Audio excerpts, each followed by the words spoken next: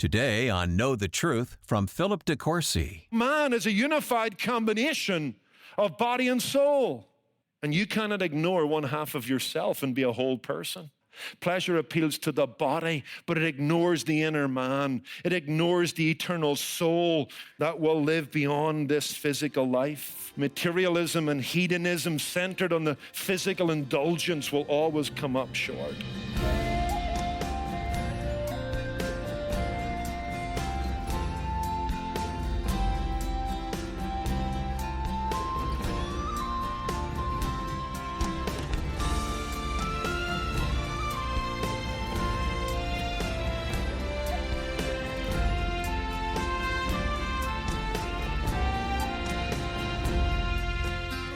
Where do you find meaning in life? In relationships? In work? Without realizing it, we're often drawn to all the wrong places to find purpose and lasting significance. Today on Know the Truth, Philip de Courcy unveils the empty pursuits that promise a lot but deliver only disappointment. It's the third part of a message titled Chasing Pretty Bubbles. It's from the Quest for the Best series, and you can listen to the full message online at ktt.org. To get us started, here's Pastor Philip de Courcy. Thomas Edison conducted 50,000 experiments, which all failed before he invented the storage battery. And when someone commented on his lack of results, he replied, "Results? Why, I have gotten a lot of results. I know 50,000 things that don't work." For Edison, half of the job was knowing what didn't work on his way to finding out what did. What is not is the precursor to what is. And that's where Solomon is in this passage before us. The preacher has told us that he has carried out a series of experiments. He has set his heart in certain directions. He has sought knowledge. He has sought pleasure. He has sought human accomplishment. And he has carried out these experiments to determine what makes life worth living, what gives life its profit margins. He goes to the classroom, he goes to the ballroom, he goes to the boardroom, and the results are in. And Solomon here is here to tell us where we won't find the answers to life's biggest questions. And I suppose that's progress in itself. What is not sets us up for what might be. And we would do well to listen, and we would do well to learn from Solomon, because we're still trying the things that he tried. Hopefully some of us will waken up and remind ourselves that we've seen this movie before. But unlike some of the DVDs of today, there's no alternative ending. It all ends in disappointment. It all ends in discouragement, just as it did for Solomon. As he looked under the sun, he found that knowledge wasn't the key to life. He found that pleasure wasn't the key to life. He found that human advancement and accomplishment wasn't the key to life. He's here to tell us what didn't work and what doesn't work, so that eventually in this book he will get us to what does work. And so I want to pick up where we left off. We've been looking at these verses. We saw in chapter 1, verses 12 through 18, with his mind he sought enlightenment, but he found that knowledge is not the key to life. The last time we were together, we saw in verses 1 through 10 of chapter 2 that with his heart he sought enjoyment. He enjoyed many, many things. He tried wine, laughter, women, song, everything that money could buy. But as he drank that cocktail of pleasure, he found himself still thirsty. It still left a bad taste in his mouth. He tells us that after this binge on pleasure, that he found it still to be all a grasping for the wind. Verse 11. There was no profit in pleasure under the sun, at least no lasting profit. He acknowledges in verse 10 there was some joy to be gained. There was some pleasure to be known, but it didn't last very long. It was all so vain, like our breath on a winter's morning. doesn't last for long, doesn't mean much. And as I thought about this, I asked the question, why is pleasure pain? Or why does Solomon find such displeasure in his pleasure? We'll just stop here for a few minutes and become very practical and very pastoral, okay? With his mind, he has sought enlightenment. With his heart, he has sought enjoyment. But neither of those things has answered the question, what makes life worth the living? Why is Solomon's pleasure so displeasurable to him? Well, I think what's true for him is true for us all. Let me talk about this because remember, we're trying what he tried. We've seen this movie before, and we need to learn and listen here. Why doesn't pleasure work? Because number one, it doesn't change reality. Okay? Solomon found that the merry-go-round of pleasure lets you off where you first got on. And all it is a distraction at best. It's a temporary relief. It's an escape. The hangover you get from getting drunk on pleasure is that it doesn't change the harsh realities of life. No matter how much fun you have on the weekend, you will still waken up on Monday morning to find the world you left on Friday morning. Tommy Nelson, in his book on Ecclesiastes, says, pleasure will make you mad or crazy because you have to deny the reality that life is filled with pain. See, pleasure sets you up for disappointment, doesn't it? Because temporarily it takes you away from the things that are burdensome and bothersome, and for a while you forget about it, and then it sets you up for a fall because it doesn't change that reality. And at some stage you come down with a bump from your high. It doesn't change reality. That's why pleasure is so displeasurable. He goes on, a life based on pleasure doesn't have room for getting fired from a job, seeing a loved one waste away with cancer, or having a child die in a car accident. The only way to live for pleasure is to deny the reality of people hurting all around you with no ultimate meaning and purpose in life. It's madness. Isn't that what Solomon says? I tested my heart with mirth and it was madness. You can only laugh for so long because there's too many things will make you cry. Pleasurable acts are like a tranquilizer. They dull the pain of life, but they don't fix the problem, right? You've got a busting headache and you take a painkiller. Does that heal you of the headache? No, it does not. It helps you forget for about 4 hours, maybe 6 hours, but then the problem's still there. In fact, you can read on the bottle, if the problem persists, please consult the doctor. Because you see, the painkiller, the tranquilizer, doesn't heal. All it does is dull the pain, doesn't remove it. And I'll tell you what worldly pleasure is. It's self-medication against the pain of life. But it's no solution. Solomon found that out to be true. Number two, why is pleasure pain? Because of the law of diminishing returns. Because of the law of diminishing returns. Solomon proves this point. He enjoyed more than most. He tells us that he had more than anybody before him. Okay? Solomon is renowned for his wisdom and his wealth. He excelled in all categories, materially speaking. He enjoyed more than most, but it was never enough because of the law of diminishing returns. He tells us that, doesn't he? I mean, he didn't keep anything back. Whatever his heart wanted, his heart got. But he tells us it's still a grasping for the wind. See, this is interesting. Ironically, the more a person has, the more they want, not less. And we think it's the opposite, but it's not. Because of the law of diminishing returns. Because the more a person has, the more a person can have. And the more they must have. And every level of pleasure has a staircase to another level of pleasure. And people keep climbing each of those levels until they bump their head up against the ceiling. People eventually run out of pleasures, run out of artificial highs. Painfully and paradoxically, the next high brings them closer to the bottom. That's a fact. That's why pleasure is pain. The more you have, the more you want, the more you get, the less you enjoy. If I was to draw an analogy, it's a bit like a drug addict who has to enlarge the dosage each time so that they can get the bigger high.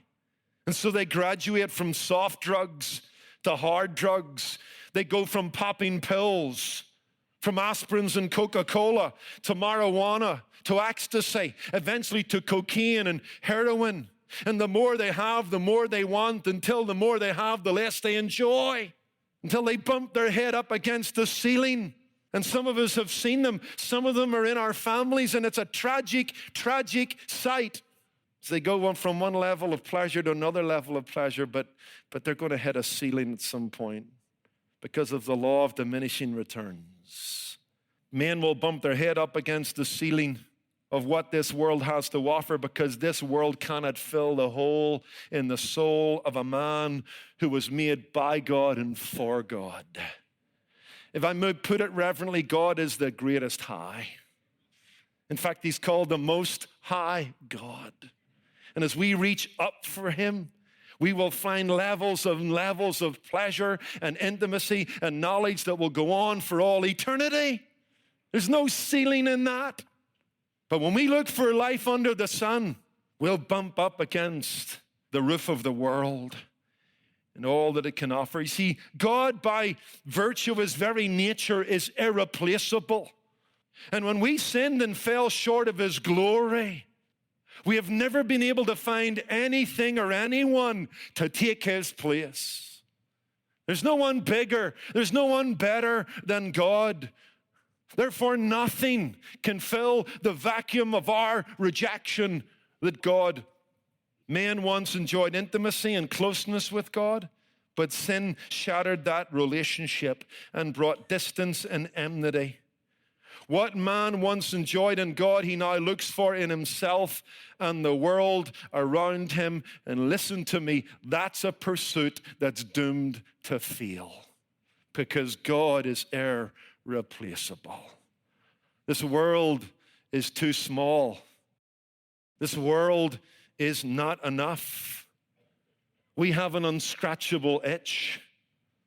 God has put eternity in our hearts, and the things of time and the things of the material world and the kingdom of man can't fill that void.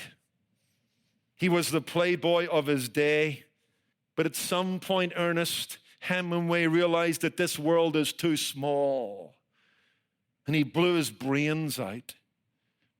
While he was alive, he said this: I live in a vacuum that is as lonely as a radio tube when the batteries are dead and there's no current to plug into.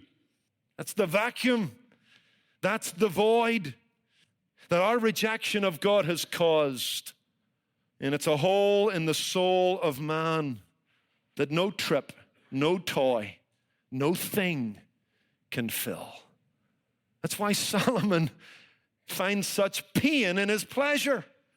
He had it all, but it was nothing, because pleasure doesn't change reality, because there is a diminishing return with pleasure. And thirdly, because it appeals to only part of man. It appeals to only part of man. Solomon had a flat-out focus on the terrestrial at this point in his life. He rules out the celestial. He's looking at life under the sun. He has walked away from his obligations and his responsibilities to God. Solomon is seeking to overload his senses with pleasure. And so everything in this passage is physical. The gardens, the wine, the music, the touch of a woman. It's all terrestrial. It is not celestial. And Solomon comes up short, because pleasure only appeals to one half of man. It's interesting, in Philippians chapter 3, verse 19, Paul talks about those who make a god of their belly. Okay? And it's an interesting metaphor, but he's just saying that those who are driven by appetite, by impulse, and they feed their desires at the faucet of the world, but they'll never enjoy inner happiness or true wholeness. Men will always hunger for a greater reality if they simply feed their fleshly appetite, because pleasures that ignore the soul in favor of the body will always result in a nagging sense of emptiness, an annoying sense of disappointment. Why? Because man is a unified combination of material and spiritual. We are body, soul, and spirit. I think for the most part, biblically speaking, soul and spirit are interchangeable, or often soul just speaks of the whole of life, material and spiritual. We'll not get into that right now. But remember how God made man from the dust, and then he breathed into him, and he became a living soul. Genesis 2, verse 7. What we have in that statement is God's twofold action in creating man that corresponds to man's twofold nature, material and spiritual, body and soul. Jesus acknowledges that, doesn't he? In Matthew chapter 10, verse 28, he tells us not to fear those who can kill the body only, but fear him who can kill body and soul in hell forever. So man is a unified combination of body and soul. And you cannot ignore one half of yourself and be a whole person. But pleasure does that. Pleasure appeals to the senses. Pleasure appeals to the body, but it ignores the inner man. It ignores the eternal soul that will live beyond this physical life. We are not just stomachs, we are souls. And therefore, materialism and hedonism centered on the physical indulgence will always come up short. That's why Jesus warns us, doesn't he? In that classic passage in Mark chapter 8, what shall a man, if he profits the world, what shall a man give in exchange for his soul? Gaining the whole world is not the same as saving your soul. You can starve your soul and feed your body, but at the core, man craves for transcendence. I like what C.S. Lewis said. You don't have a soul. You are a soul.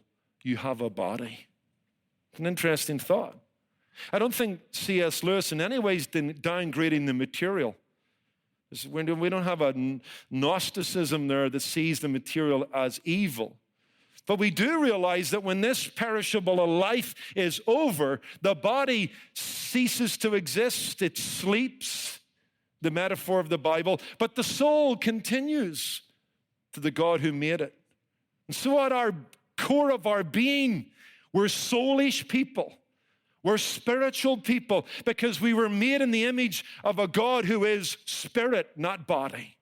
And therefore, you cannot be whole and ignore half of you. That core element of your being. To starve the soul and feed the body is to live in one story of a two-story house. So imagine you visited a home that was 2 stories high, but the family you spent some time with only lived in the downstairs of that home. They didn't occupy the other half of that home. You'd think that rather strange, wouldn't you? Why would somebody live in 1 story when they've got 2 stories? There's so much more they can enjoy. There's so much more to life than they seem to see. But you see, that's exactly the case with the man who lives for this world and ignores the next world, who lives for the physical and not the spiritual. They're living in a 2-story home on a 1-story level. And that's why pleasure will always come up short. As we've said before, it bears repeating again, this world apart from God is not enough, and we know it deep inside us. So with his mind, he sought enlightenment. With his heart, he sought enjoyment. Quickly and finally, with his hand, he sought employment. Solomon has tried the silver bullet of intellectualism, but it was a dud. Solomon has tried the silver bullet of hedonism, pleasure seeking, but it was a dud. Now he seeks the silver bullet of materialism. When at first you don't succeed, try again. This time Solomon buries himself in his work. He tries to build something of his life through the things that he builds. Solomon tries to overcome his melancholy and his misery by becoming an overachiever.